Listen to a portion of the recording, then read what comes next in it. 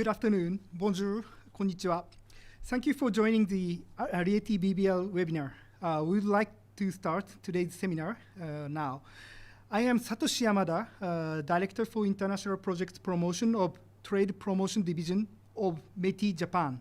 And I am the moderator for today's seminar. RIETI has launched the Global Intelligence Series, which is gathering information from a variety of perspectives, including economic security, the international trading order, and global environment issues related to the various risks to the maintenance and the development of global supply chains in order to determine potential impacts of Japan. Today, we are very pleased to welcome Mr. Vincent DUFOUR, who is Senior Vice President for Japan Korea EDF International. Mr. DUFOUR will deliver a lecture titled Carbon Pricing from a Burden to an Opportunity, Testimony and Shared Vision from EDF, Europe's leading electricity utility. As a part of this is a part of the Global Intelligence series of RIETI seminar, which I mentioned right now. In fact, he has been in Japan since 2020 January.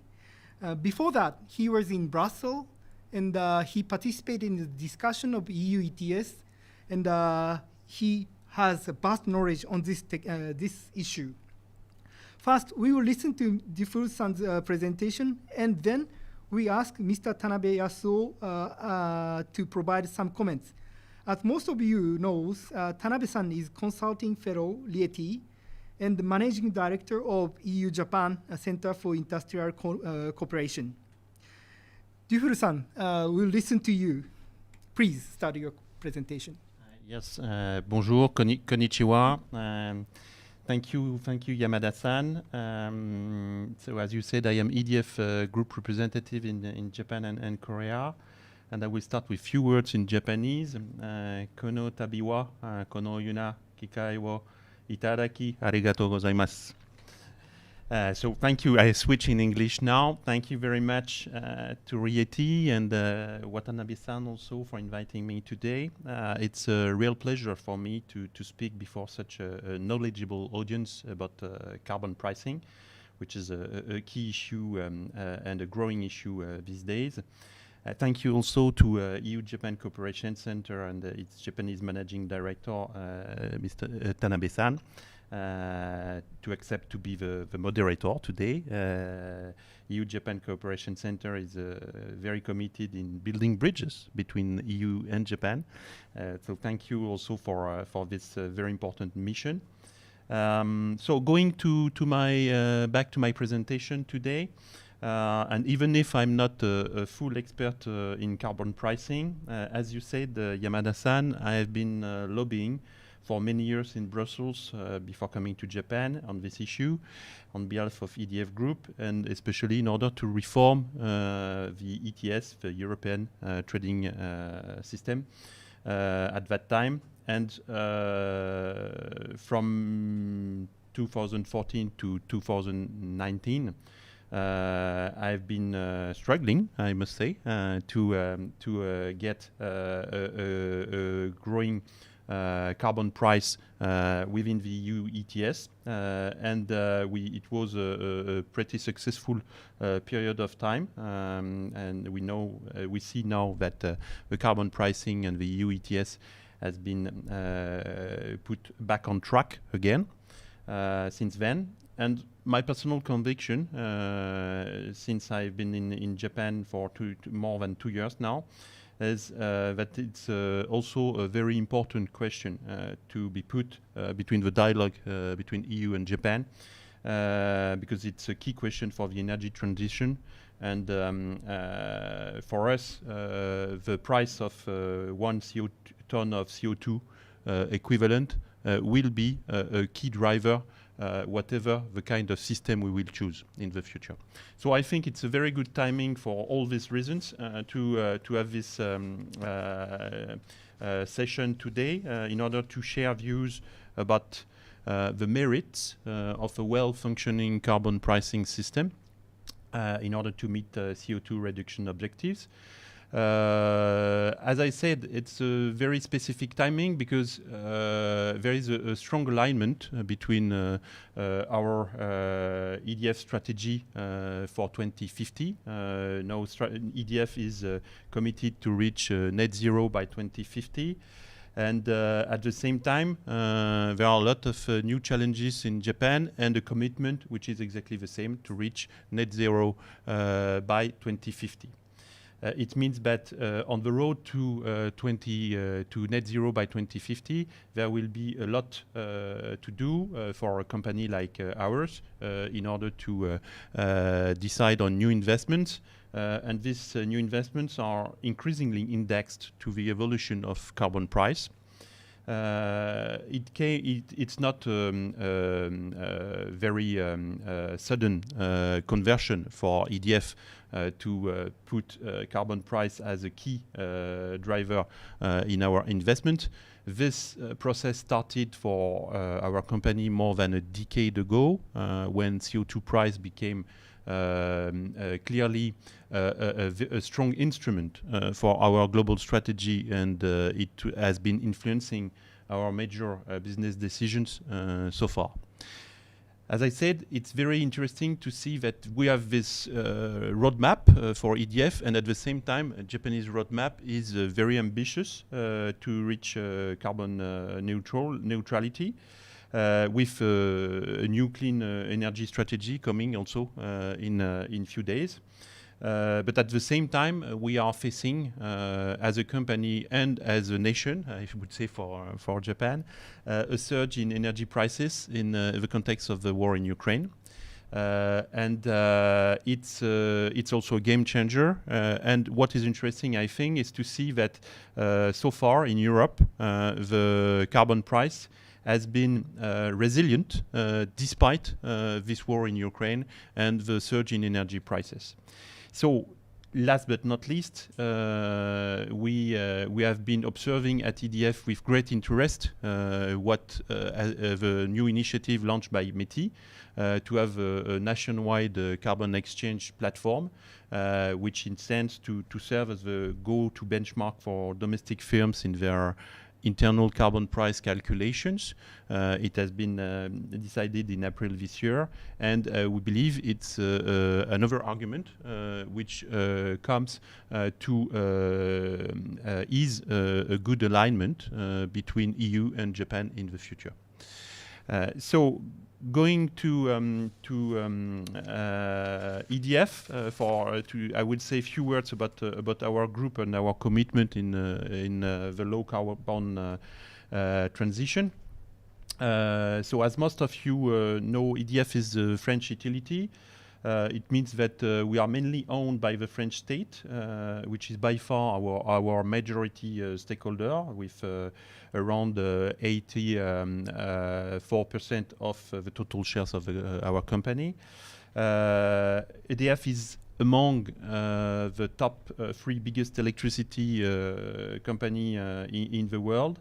And we are still an integrated company, which means that we are covering the whole electricity value chain from generation, transmission, distribution, and also energy services and trading, and developing new businesses such as in hydrogen or e-mobility in recent times.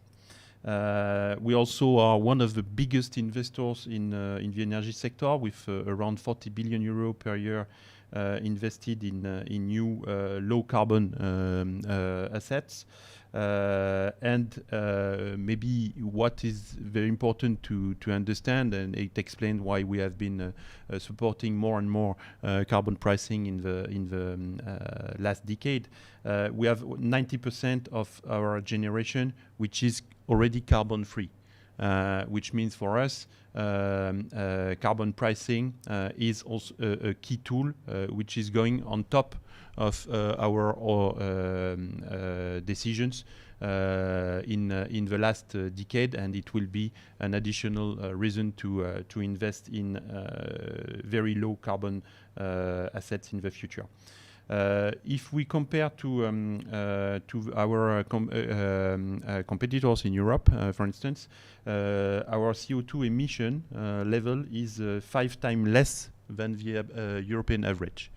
So we adopted last year a new mission statement to reflect this very important decarbonization trajectory we have in mind for the future, and it's what we call our raison d'être in French, and it's a driving change to become carbon neutral by before 2050. I'm mentioning it because it was adopted with the support of EDF employees, which will be the main actors of this change in the future.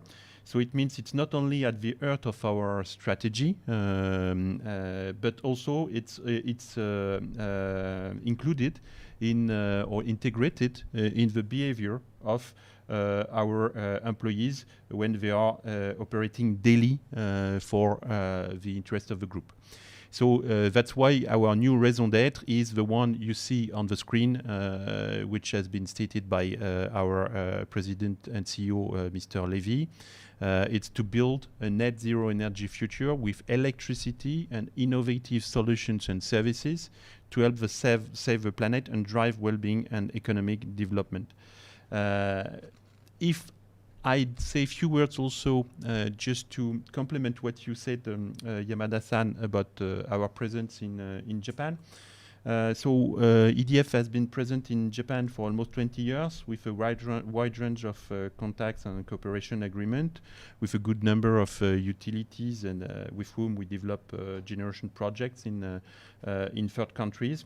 And we will open, just to update about our presence in Japan, we will open a new subsidiary very soon, which name is EDF Renewables Japan KK, which will be dedicated to projects in the renewable sector and focusing on wind offshore, if possible, in the future in Japan. So moving to the next slide and to the presentation itself. I will start my presentation with a quick introduction to carbon pricing and also about giving some insights about EDF decarbonization strategy. I would like to just to share with you what I believe is a good definition of carbon pricing, which is given by the World Bank. So carbon pricing is an instrument that captures the external costs of greenhouse gas emissions. It means the cost of emission that the public pays for damage to crops, healthcare costs from heat waves and droughts, and loss of property from flooding on sea level rise, for instance, and ties them to their sources through a price, usually in the form of a price of the carbon dioxide emitted.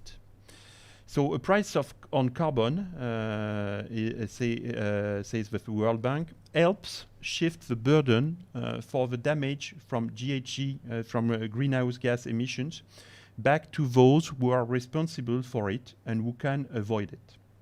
So instead of dictating who should reduce emissions, where and how, a carbon price provides an economic signal, I think it's the key word for today, to emitters and allows them to decide to either transform their activities and lower their emissions or continue emitting and paying for their emissions.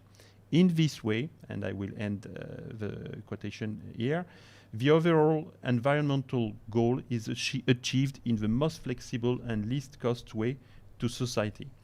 So I think if we have all these dimensions in mind, we cover all the aspects of carbon pricing for sure. But let's start now with some general consideration and a quick description of the state of play of carbon pricing and carbon taxes worldwide. So as you can see on the screen, we have two main kind of systems in the world. You have mandatory markets setting a cap on emission for large emitters, which we name ETS system, and voluntarily markets for non-regulated entities engaged in reducing emissions, like carbon offsets. If we look at mandatory markets, they are now representing a significant part of global CO2 emissions, around 50% of total CO2 emissions in the world, after the launch of Chinese ETS system. We have 23 emissions trading systems existing globally, including the EU. I will come back to the EU indeed in my presentation more deeply. The UK, which is fully linked with the EU system. China, which is limited to the power sector. New Zealand, Mexico, and Republic of Korea, for instance.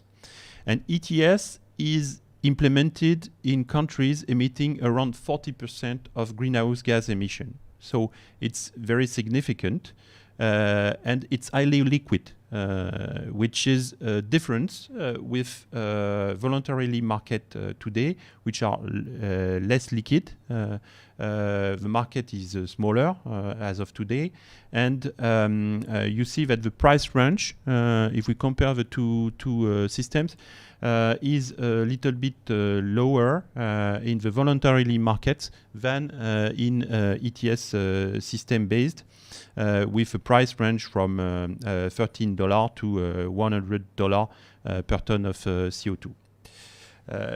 So it's what we can see as markets or carbon markets. But on top of that, some of these carbon markets are coexisting with national or regional carbon taxes. So from a lowest level, which is around $3 in Mexico, to the most important level, which is with Sweden, with $123 for the carbon tax there. If we look now to the situation with this map, you see that this is a growing trend to have carbon markets worldwide.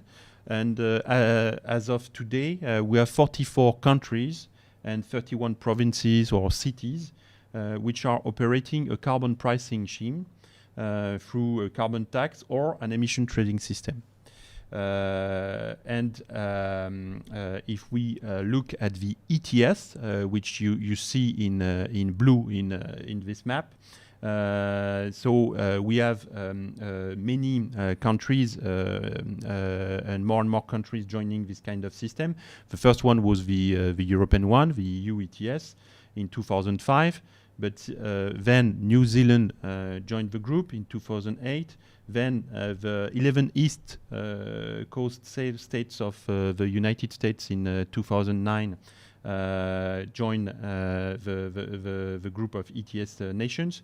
And California and Quebec in 2012, Mexico more recently in 2020, and China was one of the big change in 2021, decided to join or to set up an ETS system dedicated to power sector, as I said before. If we look to the carbon tax existing in the world, so we had in 2020 53% of the revenue stemming from carbon taxes, while the other revenue were generated by carbon markets. So these carbon revenues are most of the time directly used or reused by the general budget in order to allocate them for specific environmental and climate-friendly development projects. So I think it's interesting to have this global mapping in mind. If we move to EDF in Europe, so as you can see, EDF is heavily contributing to the energy security in Europe. and to the reduction of the European CO2 footprint.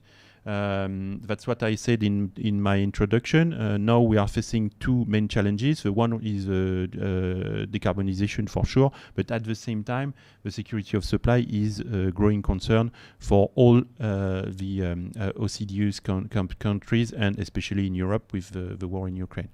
So as you can see on the screen again, France exports are 35% of the total export of electricity to member states, with 20% of our generation exported. The French hydro and nuclear power plants of EDF are a major support to the stability of the frequency of the European zone. And EDF represents 28% of the EU 27 low carbon generation. So we are contributing to the electrification process of the European economy, and that's another similarity with Japan. Japan is by 2050 intending to increase its electrification rate very significantly. And Europe will do the same by more than 35% by 2050 in Europe. And we believe that having a CO2 price will also help to reach this electrification goal in the future in Europe, but not only in Europe, but in the countries where it's also a key issue like Japan. So moving to our decarbonization strategy itself, you will see that we are covering all kinds of CO2 emissions in our decarbonization strategy now. We used to focus on scope 1 plus scope 2, and then we moved to add scope 3 in our objectives. So we have a strong ambition to reduce our emissions by 2030 on the road to 2050. On the left part of the screen, you see that on scope 1 we intend to reduce by 50% our emission by 2030, and for scope 3 we intend to reduce our emission by 28%, which in fact is the biggest challenge for us, because as I said before, we have already 90% of our electricity which is carbon free. So the main progress we will make in the future will be on scope 3. It means that we have to convince our client to also convert themselves to decarbonization and help them with the appropriate tools and services we can provide. If you look at the carbon intensity trajectory we will follow by 2050, you see that we intend to reduce from 51 to 35 grams of CO2 per kilowatt hour. And almost zero by 2050. So, moving now to the heart of this presentation,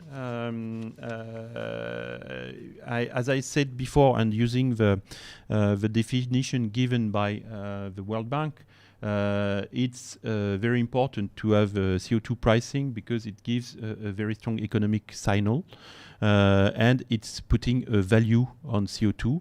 And right now we are in a gradual process with CO2 pricing, and it's fully gaining momentum, not only in Europe but worldwide.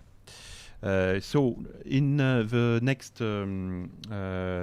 slides, I will go into addressing the two main questions I will disclose now. The first one will be what was expected from EU ETS at the beginning and how does it work, how it became progressively a key tool to reach net zero.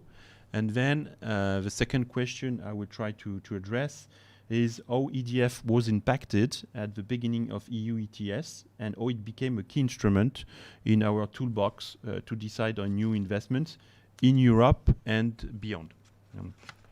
So if we look at the European story of EU carbon pricing,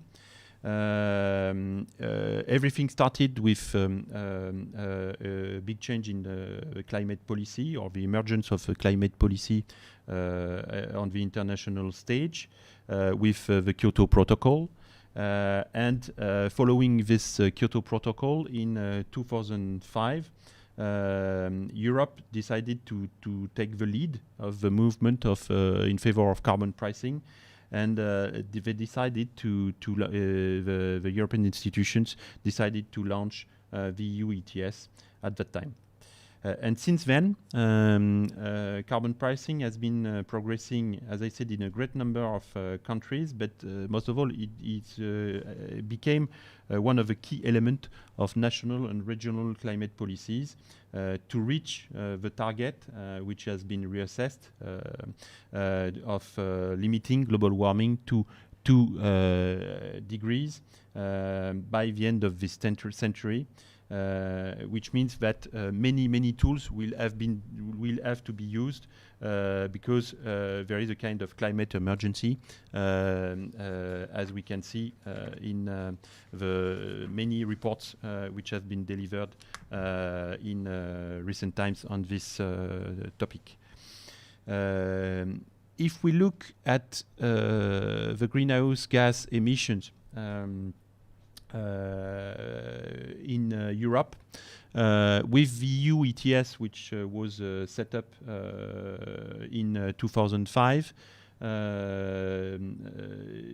few sectors were part of the EU ETS from the beginning. The power sector was the first targeted, but not the only one. And at that time, it was decided to include the power and heat generation sector. It means combustion plants, but also oil refineries, coke ovens, iron and steel plants, and factories making cement, glass, bricks, and ceramics, as you can see in the middle of the screen. 17 years after that, EU ETS is now covering 41% of EU's global emission. So it has been a long process, but when we look back, we see that it has been very instrumental in helping EU to decarbonize, and most notably in the most recent years. So if we look at the main characteristics of EU ETS, it's a cap and trade principle, which means what? It means that, and how does it work? EU emission trading program limits emission of CO2 from various sectors, the one I mentioned before, among others, which came afterwards.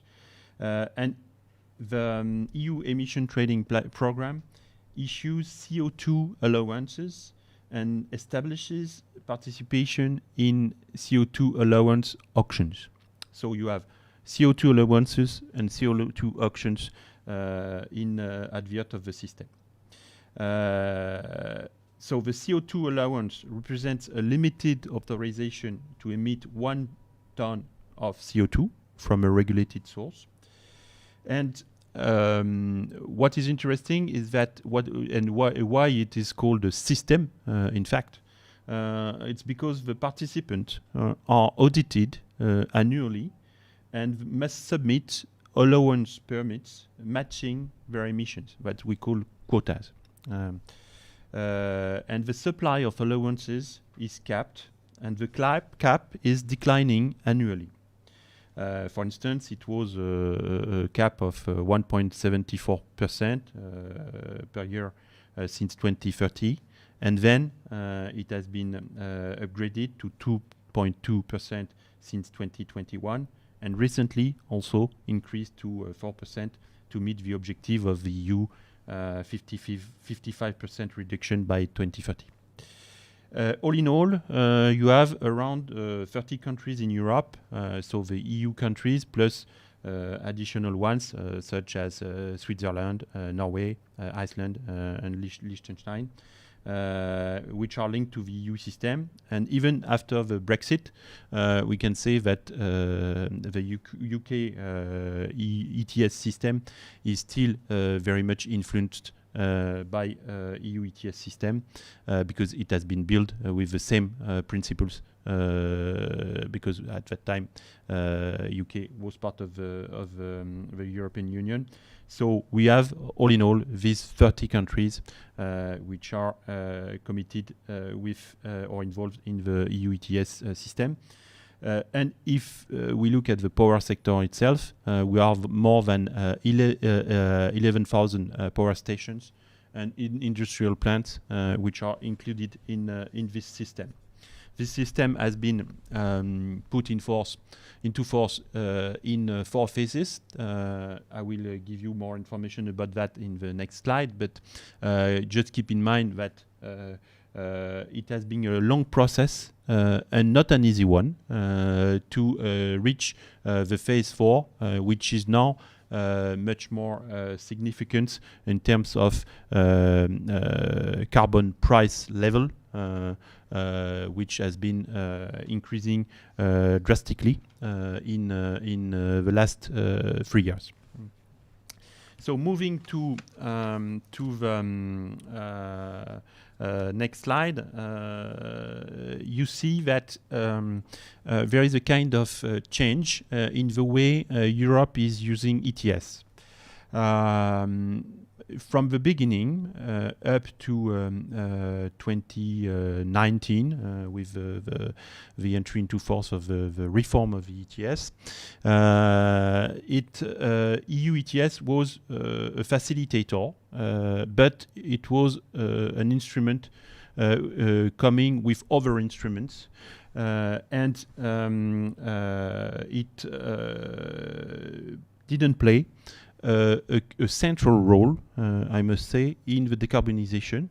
It played a residual role, so it was a kind of additional instrument, but at the same time it gave an orientation for all the sectors involved in the EU ETS system. Since the last reform, so since 2018, and with the new Fit for 55 targets in Europe, which have been adopted recently, EU ETS has been playing an ever-growing role, and now it's playing a driving role, which matches with the important increase of carbon prices in Europe, as we will see on the next slide too. So as of today, we have also 1,500 aircraft operators which are included on top of the 50 or 11,000 stationary installations which are covered by the EU emission trading system. So there is a strong alignment between Europe targeting to be the first continent carbon neutral by 2050 and the increasing level of carbon price within the EU since the last years. If we move to the EU ETS, what I call the EU ETS learning curve, you see that as I said, it was a long process and it was a little bit chaotic in the second phase. And I think the key word regarding the EU ETS system is progressivity. Progressivity has been key during the last 17 years. But as you can see, and the last period is showing a very strong push in the level of the carbon price in Europe from 2018. But it was clear from the beginning that the EU ETS was not only creating a new market, but it would generate a strong alignment in the effort to decarbonize of all the sectors which would be covered by the new mechanism. And the pilot phase was from 25 to 27, which is not on this the slide. But this pilot phase was a very important one because it helped to change the culture of companies covered by the ETS system, because it created new reporting obligations to measure our carbon emissions and in a systematic manner. And it forced our companies to focus more on our carbon footprint from day one of EU ETS in 2005. And then we moved to a transitional period of time with phase 2, which followed the 2008 financial crisis, which created an oversupply of allowances in the market. And we saw at that time a drop in prices to nearly zero during this period. But after that, a lot of work has been done to reform the ETS system, and it was put back on track in 2018. And at that time, two important reforms were conducted. The first one was with the allowances, which were mainly free, and they shifted progressively towards auctions.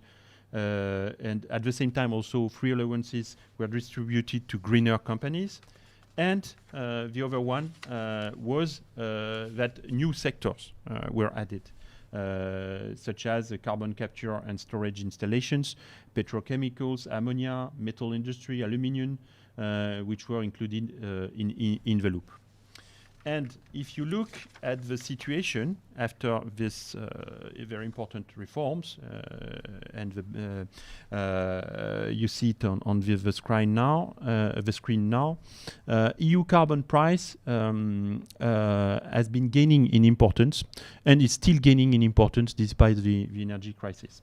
If you look at the top of the screen, you see what were the EU ETS carbon price initial forecast for the period starting from 2019 up to 2030. And when you see this forecast and you have a look to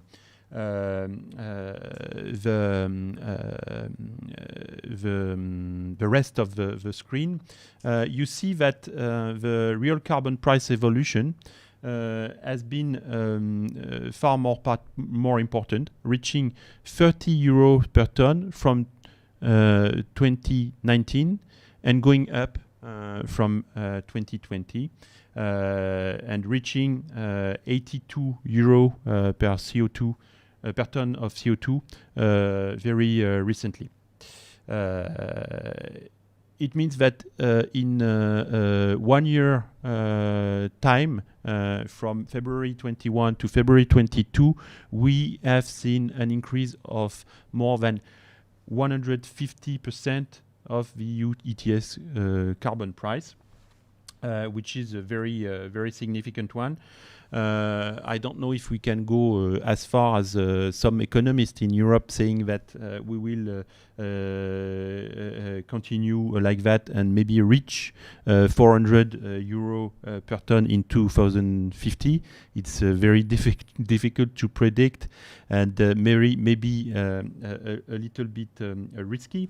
But as you can see, so far, the EU ETS is playing its role and fully its role to help decarbonization. So now going back to my second question, how EDF was impacted from the beginning and how it became a key instrument in our toolbox to decide on new investment. I must say that as a key electric utilities in Europe, we have been embedded with all the power sector in the effort to reduce our emissions since the beginning of the EU ETS system.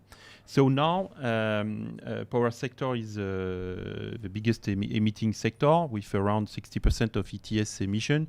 And if we look at not only EDF but also the other larger utilities in Europe, they are accounting for 30% of ETS emissions. They were accounting for 30% of ETS emissions in 2015. And since then, the importance has been growing on our respective business strategies. So you see on this screen the impact of the price of CO2 on the production cost of gas and coal-fired power plants. So for us, it was very important to integrate this shift in price because if you look at this slide deeply, you see that if you have a CO2 allowance price of €8 per ton, gas is not competitive. But if you move to a CO2 price around €35 per ton, gas is becoming more competitive than coal. And that's exactly what occurred in recent times with a very strong shift from coal power plants to gas power plants in Europe. Still, it's under progress, but it's clearly something which became a strong price signal for all the power sector, because it forced us not only to decarbonize, but it helped us to decarbonize and adapt our business model in the last decade. So if you look at the situation of the different utilities in Europe in the last decade, you can see that most of them have been affected by profound reform of their governance and their scope of activity. And at the same time, they put the carbon price as a key driver of their future investment. So it was the same for us. And if we look our own investments, I must say that with a price of a carbon price reaching €35 per ton of CO2, we have been following the trend. It means shifting from some coal assets remaining in our portfolio to more gas assets and indeed renewables, and also with a higher CO2 price around €50 and €60 per ton. New nuclear can be also considered as a very good investment. And we are now supporting a strong CO2 price with the European institutions. We know that a price of €60 per ton of CO2 is necessary to divide by 2 the CO2 content of electricity generation by 2030. So, in a nutshell, I would like to emphasize the advantages of a signal carbon price serving as a reference for the largest CO2 emitters. So we have some lessons we learned in Europe in this respect. So carbon pricing helps businesses to plan future reduction emission and at the lowest cost to society. ETS is market-based and better for companies than CO2 tax, as it provides environmental certainty. I'm sure we will go back to this point because it's a key point in the discussion. And on the contrary, without ETS, it could be hard to motivate business in a systematic manner. And the absence of a strong, clear signal could inhibit decarbonization and the capacity to follow on the climate-friendly policies which are set out by the government in Europe and also in China. New countries moving to carbon pricing, but also indeed in Japan with your neutral carbon trajectory by 2050. So the single most effective policy to make the energy transition a profitable proposition for business and society at large, we believe, is an ETS system. What is very interesting is that the revenues of CO2 market can be reinvested to finance decarbonized solutions, and the best way to maintain a strong decarbonization trajectory despite growing tension or volatility on energy prices, as we are seeing these days in Europe. So we believe that carbon pricing can be a new area of cooperation for EU and Japan. EU is accelerating on the road to carbon neutrality, and it was again the case yesterday because the European Parliament decided to vote the reform on carbon markets, which was a very important way or move forward on top of the Fit for 55 package, which was adopted in July 2020. And now the next step is what? The next step is the cross-border adjustment mechanism, which will become effective from 2023, and it will expand the carbon pricing structures of the EU beyond its borders. And that's very important, especially for Japan, because due to the strong link between Japan and EU, and which has been reinforced with EU-Japan trade agreement, it will be a structural issue and topic to be addressed between the two areas or countries in the future. So the carbon border tax itself should progressively be introduced for oil refineries, glass, paper, aluminium industries, the power sector, and energy-intensive industrial sectors such as cement, steel, chemicals, and fertilizers. It means that the goods imported within the European Union should be covered by equivalent carbon pricing to that applicable to goods of the European Union under the ETS system. I'm sure we will discuss also this point after the end of my presentation, which is coming now.